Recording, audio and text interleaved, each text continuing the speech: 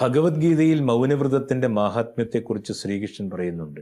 മൗനവ്രതം എന്നത് പൂജ, ജപം, സേവനം, ധ്യാനം തുടങ്ങിയ സാധനകൾ പോലെ പ്രാധാന്യമുള്ളവയാണ്. മനസ്സിനെ നിയന്ത്രിക്കുവാനും സാധിക്കുമെന്ന് ഭഗവത്ഗീതയിലെ 10-11 അധ്യായങ്ങളിൽ വിവരിക്കുന്നു.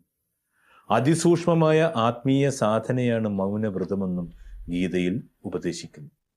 ഇത് ഗീതയിൽ ഉപദേശിക്കുന്ന കാര്യമാണ്. ഇവിടെ ഇത് ഈ മൗനവ്രതത്തെക്കുറിച്ച് പറഞ്ഞപ്പോൾ ഒരു കാര്യം ഓർമ്മ വന്നു. കാരണം ഒരിക്കൽ ഒരാൾ മരിച്ചപ്പോൾ, ആശ്രമത്തിൻ്റെ പ്രധാനപ്പെട്ട ഒരു വ്യക്തി മരിച്ചപ്പോൾ എന്ന് പറഞ്ഞാൽ അന്ന് 24 മണിക്കൂറും മൗനവ്രതമായിരുന്നു. കാരണം ആ മരണം ദുരൂഹ സാഹചര്യത്തിലുള്ള ഒരു മരണമായിരുന്നു.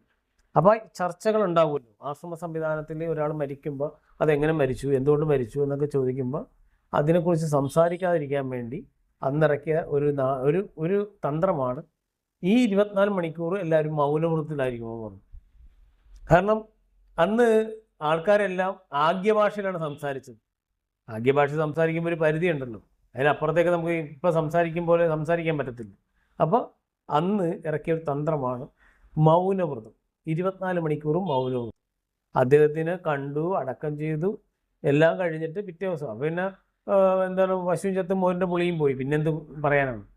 അപ്പോൾ ആ 24 മണിക്കൂർ അതിനെക്കുറിച്ച് ചർച്ച ഉണ്ടാകാതിരിക്കാൻ വേണ്ടി മൗനവ്രതം. ഭയങ്കര തന്ത്രമല്ലേ. അതാണ് എനിക്കിപ്പോൾ ഈ മൗനവ്രതത്തെക്കുറിച്ച് പറഞ്ഞപ്പോൾ ഓർമ്മ വന്നത്. അപ്പോൾ അടുത്ത